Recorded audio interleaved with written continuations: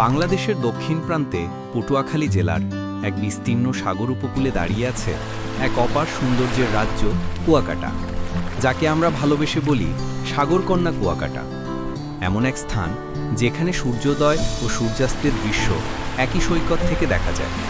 এটি পৃথিবীর খুব কম স্থানেরই সৌভাগ্য। প্রতিদিন এখানে ঢেউয়ের সুরে মিশে থাকে প্রকৃতির গান, মানুষের জীবন আর সাগরের গল্প।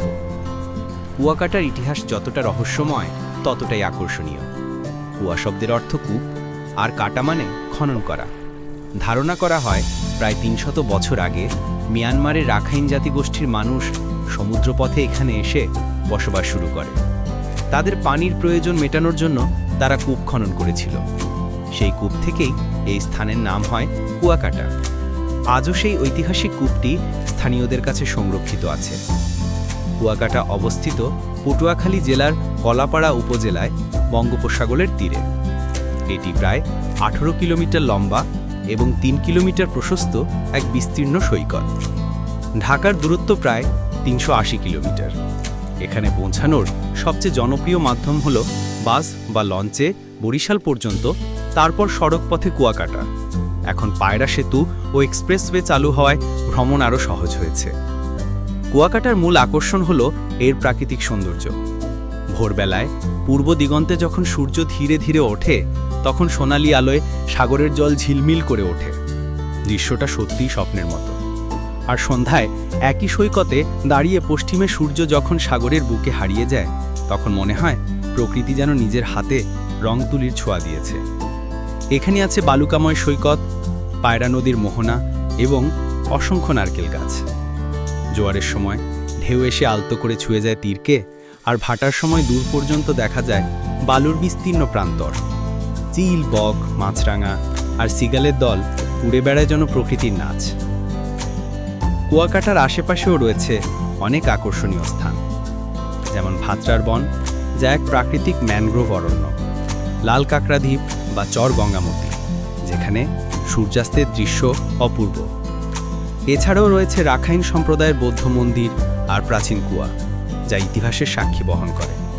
আর কিছু দূরেই দেখা যায় পায়রা সমুদ্র বন্দর ও পায়রা ব্রিজের মনোমুগ্ধকর দৃশ্য। কুয়াকাটার মানুষ মূলত জেলে, কৃষক এবং ক্ষুদ্র ব্যবসায়ী। প্রতিদিন ভোরে জেলেরা মাছ ধরতে সাগরে যায়, আর সন্ধ্যায় ফিরে আসে জালের ভেতর রূপালী ইলিশ নিয়ে। তাদের জীবনের প্রতিটি মুহূর্ত জড়িয়ে আছে সাগরের সঙ্গে। এখানে রাখাইন সম্প্রদায়ের সংস্কৃতি এখনও জীবন্ত। তাদের রঙিন পোশাক, উৎসব এবং হস্তশিল্প এই অঞ্চলের ঐতিহ্য বহন করে। বিশেষ করে রাখাইন পল্লী ঘুরে দেখলে বোঝা যায় কুয়াকাটা শুধু একটি সৈকত নয়, এটি এক সাংস্কৃতিক প্রতীকও। প্রতি বছর হাজার হাজার দেশি বিদেশি পর্যটক আসে কুয়াকাটায়। পর্যটন খাত স্থানীয় অর্থনীতির মূল চালিকা শক্তি। তবে কুয়াকাটা এখনও কিছু সমস্যার সম্মুখীন। সৈকতের কিছু অংশে ভাঙন দেখা দিয়েছে, যা প্রাকৃতিক ভারসাম্যের জন্য উদ্বেগজনক। পর্যটকদের অসচেতন আচরণ, প্লাস্টিক বর্জ্য এবং অপরিকল্পিত হোটেল নির্মাণ পরিবেশের জন্য ক্ষতিকর প্রভাব ফেলছে। এই সুন্দর সৈকতকে রক্ষা করতে হলে সবার আগে প্রয়োজন সচেতনতা, দায়িত্বশীল ভ্রমণ এবং সরকারি নিয়ন্ত্রণ। যদি পরিকল্পিতভাবে উন্নয়ন করা যায়, তাহলে কুয়াকাটা হতে পারে দক্ষিণ এশিয়ার অন্যতম সুন্দর সমুদ্র পর্যটন কেন্দ্র। একদিকে থাকবে প্রকৃতির শান্ত সৌন্দর্য, অন্যদিকে আধুনিক অবকাঠামো ও পর্যটন সুবিধা।